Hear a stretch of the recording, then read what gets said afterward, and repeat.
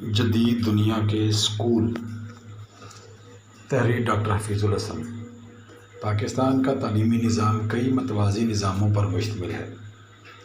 امیر، غریب اور طبقاتی فرق کے باعث کسی امیر خاندان کا بچہ ایک اچھے اور معیاری اسکول میں پڑھے گا، مگر اسی کے گھر میں کام کرنے والی کوئی غریب عورت جو سارا دن ان کے اور دوسروں کے گھروں میں کام کرتی ہے، ان کے بچے سرکاری اسکولوں یا غیر معیاری پرائیویٹ اداروں میں پڑھتے ہیں۔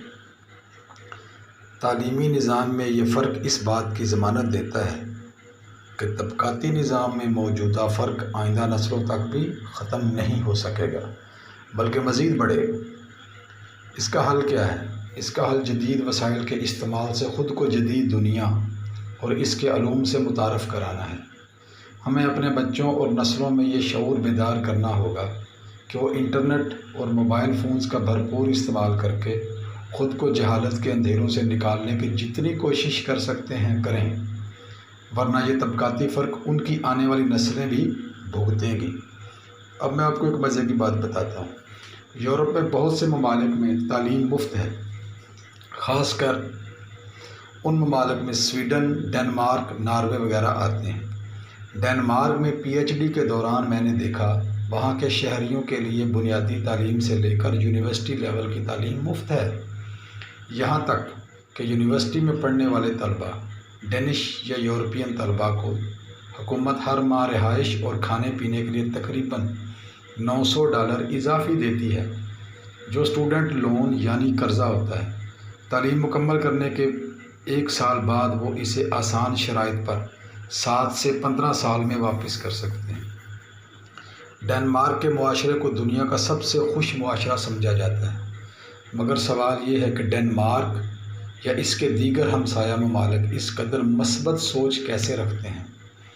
اس کا جواب مجھے تب ملا جب میں اپنے ایک دوست کے ساتھ کوپن ہیگن کے ایک اسکول میں بچوں کو روشنی اور آپٹیکل فائبر پر ہماری موجودہ تحقیق کے بارے میں بتانے گیا۔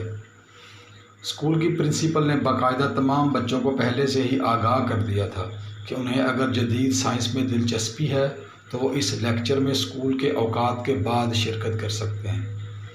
میری حیرت کی انتہا تب ہوئی جب میں نے دیکھا کہ 200 سے زائد کے لیکچر ہال میں آدھے سے زیادہ ہال طلباء سے بھرا ہوا تھا، جو اپنی خوشی اور تجسس سے یہ لیکچر سننے آئے تھے۔ نہ صرف یہ بلکہ 8ویں اور 9ویں جماعت کے یہ طلباء بنیادی سائنس فزکس پر دسترس رکھتے تھے اور لیکچر کے بعد انتہائی دلچسپ سوالات کر رہے تھے۔ بعض نے تو اپنے مستقبل کی تحقیق کے ارادے تک بھی بتا دیے۔ یہ بات نہایت خوش آئند اور سمجھنے کی تھی کہ ڈنمارک کی سوسائٹی میں جدید تعلیم کے حوالے سے کس قدر زور دیا جاتا ہے۔ یہی وجہ ہے کہ آج ڈنمارک ایک چھوٹا ملک ہونے کے باوجود پاکستان سے معیشت میں آگے ہے۔ ان کی معیشت کا دار و مدار سائنس اور ٹیکنالوجی پر ہے۔ 50 لاکھ کی آبادی اور محدود وسائل کے اس ملک کا GDP پاکستان جیسے بڑے اور 22 کروڑ کی آبادی کے ملک سے تقریباً $40 ارب زیادہ ہے۔ جدید دنیا میں بنیادی تعلیم میں بہتر سائنس اس بات کی ضامن ہے کہ آنے والی پود ایک مثبت اور منطقی سوچ کی حامل ہوگی، جو تعصبات سے بالاتر ہو کر اپنے ملک اور معاشرے کی ترقی اور خوشحالی کے لیے سوچے گی۔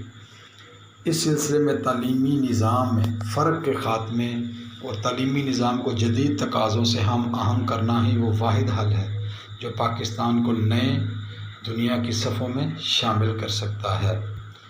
اگر آپ سائنس کے موضوعات پر ویڈیوز دیکھنا چاہتے ہیں تو اس چینل کو سبسکرائب کریں۔